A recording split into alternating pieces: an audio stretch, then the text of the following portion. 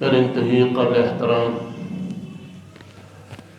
بزرگان اہل سنت، برادران عزیز، اللہ رب العزت نے اس انسان کو دو چیزوں کا مرکب بنایا ہے۔ ایک انسان کا یہ مٹی سے بنا ہوا جسم ہے، اور دوسرا اس کے اندر روح ہے۔ جس وقت یہ دونوں چیزیں ملتی ہیں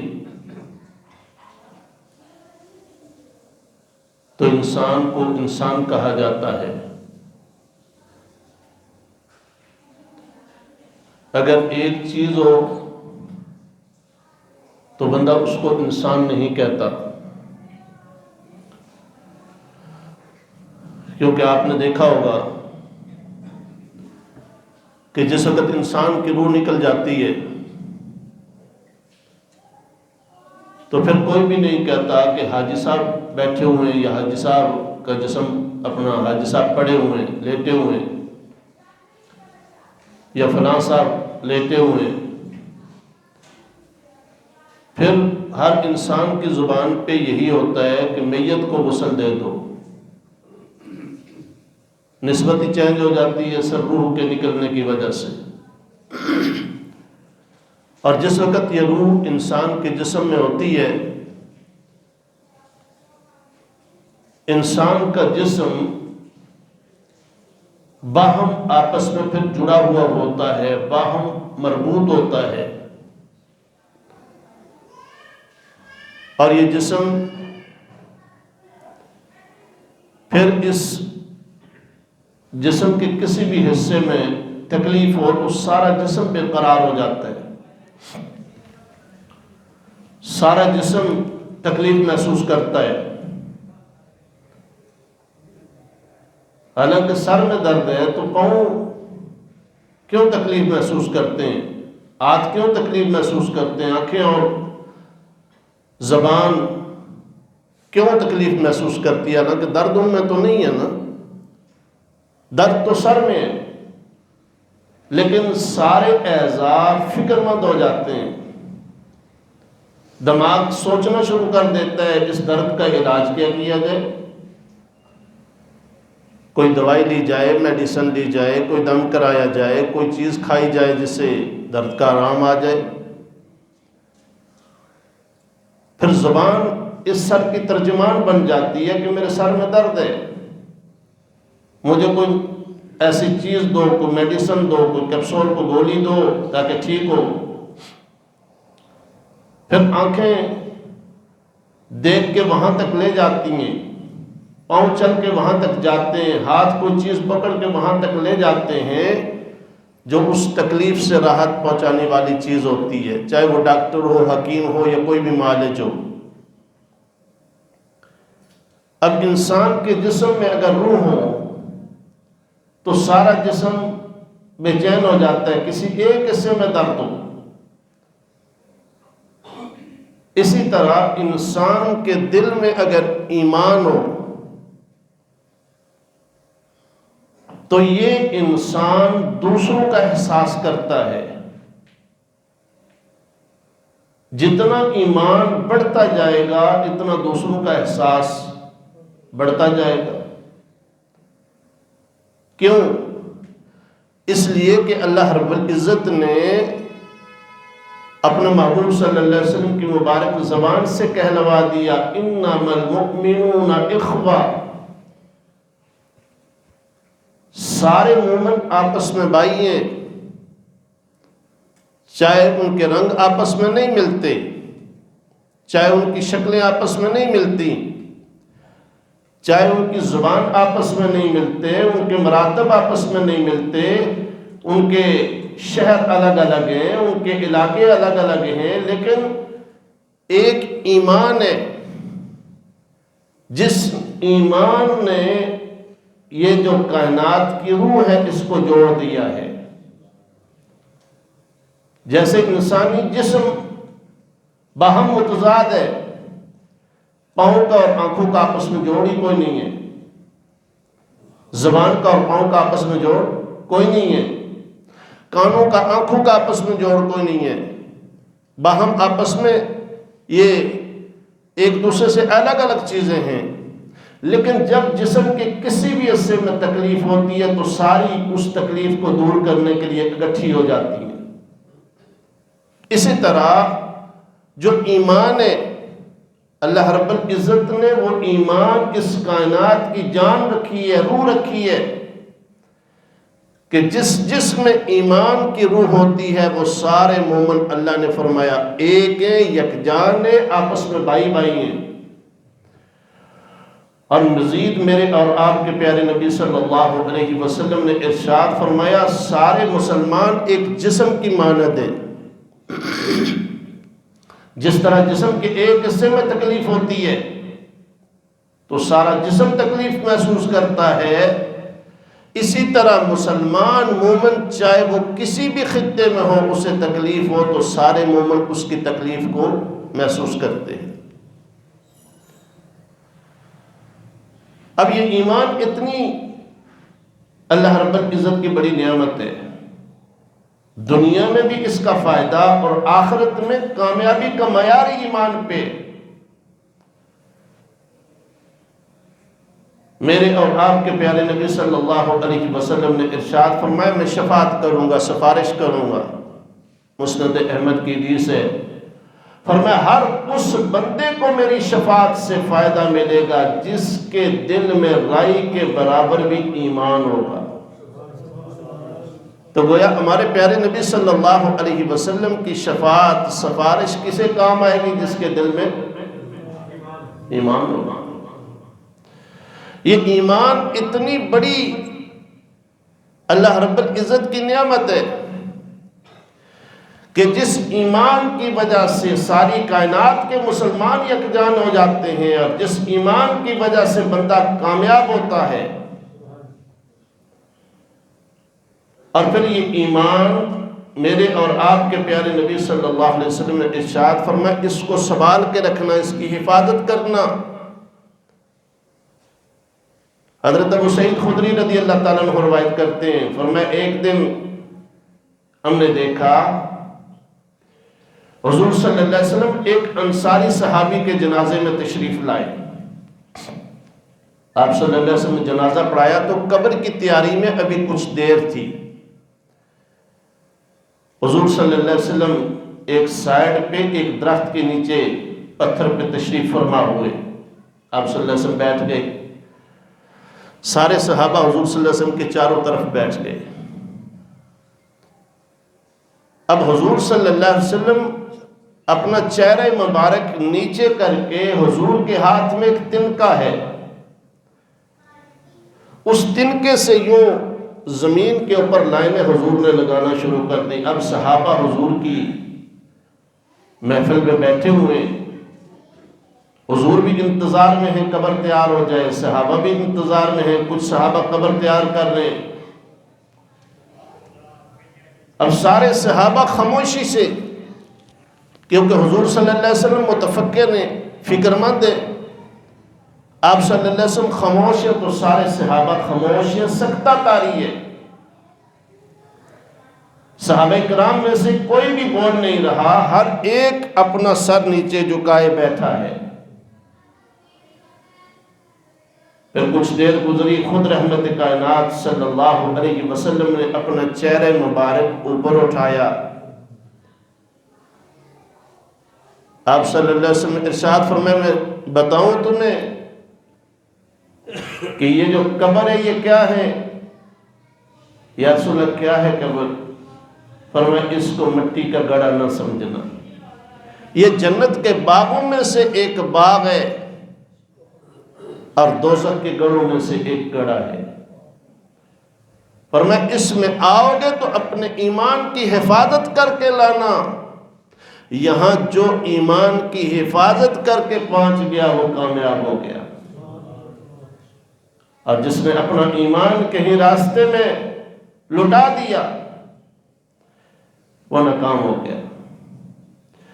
دیکھیں نا، چور وہیں چوری کرتا ہے جہاں خزانہ ہوتا ہے، اور شیطان بڑا لعین ہے، شیطان بھی وہیں ہاتھ ڈالتا ہے جہاں خزانہ ہوتا ہے، جہاں ایمان ہوتا ہے۔ پھر حضرت ابو سعید خدری رضی اللہ تعالیٰ عنہ فرماتے ہیں، سرکار دو عالم صلی اللہ علیہ وسلم نے مزید ارشاد فرمایا ایک دور ایسا آنے والا ہے میرے صحابہ کہ جس دور میں اتنے زیادہ فتنے عام ہو جائیں گے، فرمایا جس طرح رات پڑتی ہے تو بڑھتی چلی جاتی ہے، تہ بتہ اندھیرا بڑھتا چلا جاتا ہے، فرمایا اسی طرح ایک دور ایسا آئے گا جس میں فتنوں کے دروازے کھلتے چلے جائیں گے، پھر فتنے ہی فتنے عام ہو جائیں گے۔ فرمایا اس دور میں بندہ صبح مومن ہوگا، شام کو ایمان سے خالی ہوگا، شام کو ایمان والا ہوگا اور صبح ایمان سے خالی ہوگا۔ اللہ ہم سب کے ایمانوں کی حفاظت فرمائے۔ فرمایا اس دور میں ایمان کی حفاظت کرنا، اسے پتہ یہ چلا کہ سب سے زیادہ قیمتی چیز جو قبر میں کام آنے والی ہے وہ کیا ہے؟ بولیے، ایمان۔ اس ایمان کی حفاظت کرنی ہے۔ یا رسول اللہ ایمان کی حفاظت کیسے کریں؟ ایمان ہے، بہت سارے لوگ ایسے ہیں جو اپنے آپ کو ایمان کا ٹھیکیدار، دین کا ٹھیکیدار کہتے ہیں، بڑی لمبی چوڑی ان کی تقریریں ہیں، بڑے لمبے چوڑے ان کے بیانات ہیں، کیسے بچیں سمجھ نہیں آتی۔ ایک مرتبہ ہمارے استاد جی بیٹھے ہوئے تھے تو ایک آدمی آیا، اس نے آ کے سوال کیا کہ لگا شیخ میں بیرون ملک رہتا ہوں، یو کے میں رہتا ہوں، وہاں بہت سارے پاکستانی لوگ جاتے ہیں، ہندوستانی بنگالی لوگ جاتے ہیں جو اردو بول سکتے ہیں، وہاں جا کے وہ اپنا موقف پیش کرتے ہیں، ماٹو پیش کرتے ہیں۔ ہر بندہ کہتا ہے میں جو موقف لے کے آیا ہوں وہ صحیح ہے، قرآن و سنت کے مطابق ہے، قرآن و حدیث کے مطابق ہے، اور جس کی گفتگو سنے وہ اپنے دلائل دیتا ہے۔ مجھے سمجھ نہیں آتی میں کیا کروں، کس کی سنوں کس کی نہ سنوں، میں تو دین پڑھا ہوا نہیں۔ ہمارے استاد جی نے بہت ہی پیارا جواب دیا، فرمانے لگے بیٹا جس کی بات سنو، جس کی گفتگو سنو تو دل میں ایمان بڑھے، اللہ اور اس کے رسول کی محبت بڑھے، دین پہ عمل کرنے کا داعیہ پیدا ہو، سمجھو یہ ٹھیک ہے، اور باقی اگر دین کے بارے میں شکوک و شبہات پیدا ہو تو فرمایا ان چیزوں کو چھوڑ دیا کرو، ایسے بندوں کی محفل سے اٹھ جایا کرو۔ اس لیے میں بھی آپ سے یہی عرض کروں گا کہ ہمیں ایسے عالم دین کی، ایسے آدمی کی تقریر بیان سننا چاہیے کہ جن کا بیان سن کے ہمارے دل میں اللہ اور اس کے رسول کی محبت پیدا ہو۔ ایسے لوگوں کے بیانات قطعاً نہ سنیں، چاہے ان کا حلیہ کتنا خوبصورت کیوں نہ ہو، چاہے ان کے دلائل بزائد کتنے آپ کو مستدرک اتھنٹک کیوں نہ لگے، کہ جن کا بیانات سن کے، جن کے بیانات سن کے دین سے دوری پیدا ہو، دین کے بارے میں، اپنے بزرگان دین کے بارے میں شکوک و شبہات پیدا ہو۔ ہمارے ایک بزرگ گزرے ہیں مولانا محمد حسین صاحب، اللہ کو پیارے ہو گئے، انہوں نے ایک دن سنایا، اللہ کو پیارے ہو گئے، اللہ پاک ان کو غریق رحمت فرمائے، بڑے اچھے بزرگ تھے، سادہ سی طبیعت کے تھے، جیسے دیہات کے آپ کو پتہ ہے لوگ ہوتے ہیں، اور دیہاتی وہ امامہ سب مانتے تھے۔ تو کہتے ہیں میں عمرے پہ جا رہا تھا تو میرے پاس جہاز میں نا سیٹ پہ آ کے ایک بندہ بیٹھ گیا، کہنے لگا شکل سے آپ کو مولوی سے لگتے ہیں۔ تو آپ کو پتہ ہے ہم گاڑی میں بیٹھے یا کہیں بھی سفر کریں تو ہمیں لوگ چڑھاتے بڑے کہ یوں بڑا شوق ہوتا ہے بیچاروں کو، کوئی کوئی بات کستے ہیں۔ تو مولانا صاحب بظاہر بہت سادہ آدمی تھے لیکن اللہ نے بڑا علم دیا تھا، فہم دیا تھا، تو ان کو بھی آ کے ایک بندے نے چھیڑا، کہنے لگا لگتا ہے آپ مولوی صاحب ہیں؟ کہا نہیں یار مولوی تو نہیں ہوں، سادہ سا بندہ ہوں، دیہاتی ہوں۔ کیوں کیا بات ہے؟ کہنے لگا جی میں ایک بارے میں نا بڑا پریشان ہوں، کس بارے میں پریشان ہے؟ اس کی آواز ایکو بادشاہ بند کر دیں، پہلے میں نے عرض کیا سادی آواز رکھیں۔ کہا یہ جو اسلام نے پردے کا حکم دیا ہے نا، اس کی لاجک مجھے سمجھ نہیں آتی۔ یہ ایمان کا اور پردے کا آپس میں جو ہے وہ ملاپ کیا ہے مجھے سمجھ نہیں آتی، کیونکہ میں جب پڑھتا ہوں کوئی احادیث تو اس میں پتہ چلتا ہے جی آنکھوں کی حفاظت کریں، نگاہ شیطان کے زہریلے تیروں میں سے ایک تیر ہے، جو بندہ نگاہ کی حفاظت نہیں کرتا اس کا ایمان سلامت نہیں رہتا، اور پھر مرتے وقت اسے کلمہ بھی نصیب نہیں ہوتا، اپنی آنکھوں کی حفاظت جو نہیں کرتا، وغیرہ وغیرہ۔ تو یہ پردے کا کیا کانسیپٹ ہے؟ اسلام نے اتنی سختی کیوں کی ہے؟ مولانا صاحب فرمانے لگے آپ اپنا تعارف کریں کون ہے؟ تو کہنے لگا میں جی PhD ڈاکٹر ہوں۔ مولانا صاحب کہنے لگے ظاہر ہے پھر آپ کا نالج بڑا ہوگا، آپ نے تو بڑی بڑی کتابیں پڑھ رکھی ہوگی۔ کہا ہاں میں تو اس وقت فلاں فلاں یونیورسٹی میں لیکچر بھی دیتا ہوں۔ تو وہ جو دیہاتی مولانا صاحب تھے انہوں نے کہا مجھے ایک بات سمجھ نہیں آتی ڈاکٹر صاحب، ایک چھوٹی سی بات مجھے سمجھائیں پھر میں جواب دیتا ہوں آپ کی بات کا۔ کیا بات؟ فرمانے لگے بھائی گائے بیل یہ بھی چارہ کھاتے ہیں، بکری بھی چارہ کھاتی ہے، گھوڑا بھی چارہ کھاتا ہے۔ اب گائے بھینس جس وقت چارہ کھاتی ہے تو وہ گوبر بنتا ہے، جس وقت گھوڑا چارہ کھاتا ہے تو وہ لید بنتی ہے، بکری چارہ کھاتی ہے تو وہ مینگنی بنتی ہے۔ آپ ظاہر PhD ڈاکٹر ہیں، مجھے یہ بتائیں کہ یہ کیسے ہو جاتا ہے؟ کھاتی تو ساری گھاس ہے نا، لیکن آگے یہ سب کچھ کیسے ہو جاتا ہے؟ اس نے کہا جی مجھے نہیں پتا۔ کہا بھائی اتنے پڑھے لکھے ہو، اتنے پڑھے لکھے ہو کہ سمپل سا سوال ہے وہ نہیں پتا، تو قرآن کے اندر غوطہ لگا کے کہتے ہو جی قرآن کی سمجھ نہیں آتی، پردے کی سمجھ نہیں آتی۔ اور اللہ کے بندے قرآن کو عقل سے نہ سمجھو، قرآن کو ایمان سے سمجھو۔ جو اللہ نے حکم دے دیا مجھے سمجھ آتا ہے تب بھی آمنا، مجھے سمجھ نہیں آتا تب بھی۔ ابو جان دوڑتا ہوا آیا کہ لگا ابو بکر تمہیں پتہ ہے وہ جو تمہارا یار ہے وہ کہتا ہے میں راتوں رات مسجد حرام سے مسجد اقصیٰ گیا، پھر راتوں رات مسجد اقصیٰ سے ساتوں آسمانوں کے اوپر گیا، میں نے انبیاء کی امامت بھی کرائی، جنت کی سیر بھی کی، دوزخ کا مشاہدہ بھی کیا، وغیرہ وغیرہ، مانتے ہو؟ ابو بکر مسکرا کے فرمانے لگے بھائی تیری عقل میں آئے نہ آئے میں ابو بکر مانتا ہوں، میں ابو بکر مانتا ہوں کہ یہ میرے محبوب نے فرمایا، اور میرے محبوب جو فرماتا ہے سچ فرماتا ہے۔ میرے بھائیو اور دوستو، جس وقت سے انسان نے عقل کے ترازو میں ایمان کی باتوں کو سوچنا شروع کر دیا ہمارا ایمان کمزور ہو گیا۔ اور جب انسان عقل کے ترازو میں نہیں سوچتا تھا، دل سے ایمان لے آتا تھا، پھر وہ ایسا کامیاب ہوتا تھا کہ دنیا کی کوئی طاقت اسے ادھر سے ادھر نہیں کر سکتی تھی۔ دنیا ہل سکتی تھی لیکن اس بندے کا ایمان اتنا مضبوط ہوتا تھا کہ یہ بندہ اپنے موقف سے پیچھے نہیں ہوتا تھا۔ آج مصیبت یہ ہے کہ ہمارا ایمان کمزور ہو گیا، تو میرے اور آپ کے پیارے نبی صلی اللہ علیہ وسلم فرمایا قبر میں جو چیز کام آئے گی فرمایا وہ ایمان ہے، اس ایمان کی حفاظت کرنا۔ اور فرمایا جس بندے کا ایمان خالص ہوتا ہے فرمایا وہ بندہ ڈٹ جاتا ہے، حتیٰ کہ صنف نازک ہے۔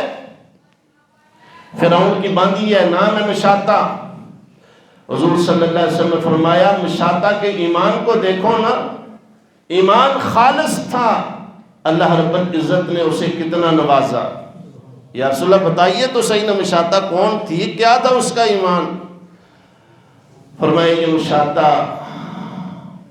فرعون کی ایک باندھی تھی، نوکرانی تھی، اور اس کی بیٹی کی خدمت کیا کرتی تھی، اس کی کنگھی کرتی، اس کے بال سنوارتی، اس کے کپڑے اس کو دھو کے دیتی، استری کر کے دیتی۔ فرمایا ایک دن یہ فرعون کی بیٹی کی کنگھی کر رہی تھی کہ اس کے ہاتھ سے کنگھی گر گئی، اس نے کنگھی اٹھائی نہ تو کہا بسم اللہ۔ جس وقت اس کی زبان سے نکلا بسم اللہ، فرعون کی بیٹی کہنے لگی یہ تو نے کیا کہا؟ کہا میں نے اپنے رب کا نام لیا ہے۔ فرعون کی بیٹی کہنے لگی میرا والد جو ہے وہ تیرا رب ہے نا۔ کیوں؟ فرعون کہتا تھا انا ربکم الاعلی، لوگوں میں بڑا رب ہوں۔ اللہ اکبر۔ وہ کہنے لگی نہیں، فرعون تو مجھ سے بھی کیا گزرا، اللہ کا باغی، اللہ کا نافرمان ہے۔ میں آمنا برب العالمین، میں ساری کائنات کو جو رب ہے اسے رب العالمین مانتی ہوں، میں نے اس کا نام لیا ہے۔ فرعون کی بیٹی دوڑتی دوڑتی گئی اپنے باپ کے پاس، کہنے لگی ابا حضور غضب ہو گیا۔ کیا غضب ہوا؟ ہماری جو باندھی ہے نکرانی ہے وہ آپ کو رب نہیں مانتی۔ فرعون نے بلا لیا، کہا بتاؤ کیا کہہ رہی ہو؟ کہا میں کہہ رہی ہوں آمنا برب العالمین، میں ایمان لائی ساری کائنات کے رب پہ، ساری کائنات کے خالق پہ، تجھے میں رب نہیں مانتی۔ اس نے کہا جانتی ہو میں تمہارے ساتھ کیا کروں گا؟ کہا فقض ما انت قاض، ارے تو کیا کر سکتا ہے؟ اتنا ہی کر سکتا ہے نا، میری جان لے سکتا ہے۔ میں اس رب کے نام پہ ایک جان کیا ہزاروں ہوں تو دینے کے لیے تیار ہوں۔ اللہ اکبر، سبحان اللہ۔ اب اس نے کیا کیا؟ ایک کڑا منگوایا، بہت بڑا کڑا منگوا کے اس میں تیل ڈالا، نیچے آگ جلائی، اور مشاطہ کی 2 بچیاں ہیں، ایک چھوٹی بچی دودھ پیتی ہوئی شیرخوار بچی گود میں ہے، دوسری ساتھ چلنے والی ہے۔ فرعون کہنے لگا یہ سامنے دیکھو کیا ہے؟ کہا کڑا ہے، اس میں دیکھ رہی ہو نہ تیل کھول رہا ہے، میں تجھے تیری بیٹیوں کو اس میں ڈال دوں گا، چھوڑ دو اس رب کا ماننا، مجھے مانو۔ کہنے لگی نہیں، ایک جان دی ہوئی اللہ کی ہے، اگر اس پہ قربان ہو جائے تو اس سے بڑی خوش نصیبی کیا ہے؟ میں رب کا دامن نہیں چھوڑ سکتی، ایمان نہیں چھوڑ سکتی، تجھے چھوڑ سکتی ہوں۔ اب اس بدبخت نے کیا کیا؟ اس مشاطہ کو قرآن کہتا ہے وَفِرْعَوْنَ ذِي الْأَوْتَادِ، دیوار کے ساتھ کھڑا کیا۔ اب ادھر بھی 2 کیل لگائے، ادھر بھی 2 کیل لگائے۔ کہنے لگا بتاؤ کسے رب مانتی ہو؟ مشاطہ کے دونوں ہاتھ بندھے ہوئے ہیں، دیوار کے ساتھ دونوں کے ساتھ کیل لگے ہوئے ہیں، پھر بھی کہنے لگی اللہ کو اپنا رب مانتی ہوں، تجھے نہیں مانتی۔ کھولتے ہوئے اس تیل کے کڑاہے میں بڑی بیٹی کو اٹھایا ڈال دیا۔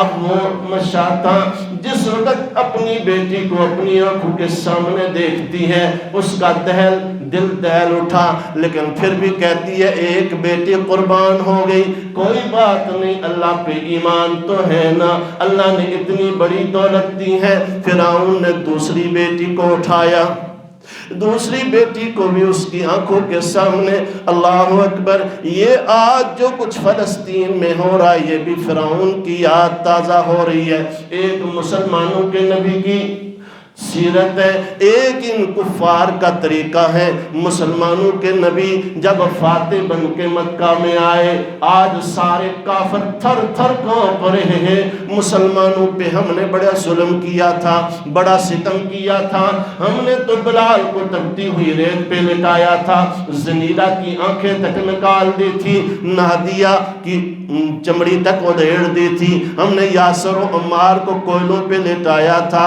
وہ نبی جس کو ہم نے مکہ سے ہجرت پہ مجبور کیا تھا، جس کے صحابہ پہ ظلم کے پہاڑ توڑے تھے، آج آ رہے پتہ نہیں ہمارے ساتھ کیا کرے گا۔ لیکن میرے اور آپ کے پیارے نبی صلی اللہ علیہ وسلم جب فاتح بن کے آئے، آپ صلی اللہ علیہ وسلم نے اعلان فرمایا او مکہ والو لا تثریب علیکم اليوم، آج میں تم میں سے کسی سے بدلہ نہیں لوں گا، میں سب کو معاف کرنے کا اعلان کرتا ہوں۔ ہمارے نبی کی سیرت، پہلے انبیاء کی سیرت تو یہ ہے، لیکن فرعون بدبخت ہے، اس نے بیٹی کو اٹھایا، ایک کو ڈالا، اب دوسری کو اٹھا کے ڈالنے لگا۔ شیرخوار بچی ہے، گود کی بچی ہے، ماں کا دل دہل اٹھا، اللہ اکبر. شیرخوار بچی جب اس کے اوپر ظلم ہو یا اس کو کوئی تکلیف ہو، ماں کب برداشت کر سکتی ہے؟ ماں کا دل جس وقت دہل اٹھا، کانپ اٹھی، جسم کانپنا شروع ہو گیا، آنکھوں کے سامنے میری بچی کو کڑاہا میں ڈالا جائے گا، ابلتے ہوئے کھولتے ہوئے تیل میں ڈالا جائے گا. وہ معصوم بچی جو بولا نہیں کرتی، اللہ نے اسے آواز دی، کہنے لگی اصبری یا اماں، او میری اماں صبر کر، تو حق پہ ہے، یہ باطل پہ ہے، یہ جھوٹا ہے، تو سچی ہے. یہ تیل کا کڑا تجھے نظر آتا ہے لیکن اللہ نے اس میں جنت کا باغ آباد کر دیا ہے. میرے اور آپ کے پیارے نبی صلی اللہ علیہ وسلم نے ارشاد فرمایا، 4 بچے جو بچپن میں بولے، ماں کی گود میں جب بچے نہیں بولا کرتے، فرمایا ان میں ایک یہ بچی بھی تھی. جس وقت اس بچی کو بھی جلا دیا، پھر فرعون پوچھتا ہے بتاؤ کس پہ ایمان رکھتی ہو، مجھے مانتی ہو یا نہیں؟ اس وقت مشاطہ بولی، کہنے لگی تو بہت بڑا ظالم ہے، تجھے پہلے بھی ظالم کہتی تھی، اب تو اور واضح ہو چکا، تو نے میری بیٹیوں کو جلا دیا، مجھے بھی جلا دو، تب بھی میں تجھے نہیں مانتی، میں رب کو مانتی ہوں. یہ ایمان کتنی بڑی چیز ہے. اب اس فرعون نے کہا اپنے نوکروں سے، سپاہیوں سے، ایسا کرو اس کے ہاتھوں کو کھولو، اسے بھی اس کڑا میں پھینک دو. پھینکنے سے پہلے پوچھا بتاؤ تمہاری کوئی آخری خواہش؟ مشاطہ کہنے لگی رو کے، میری آخری خواہش یہی ہے، میری بچیوں اور میری ہڈیاں اگٹھی دفن کرنا، ماں بیٹیوں کو جدا نہ کرنا. میرے اور آپ کے پیارے نبی صلی اللہ علیہ وسلم فرمائے، ایمان اتنی بڑی دولت ہے.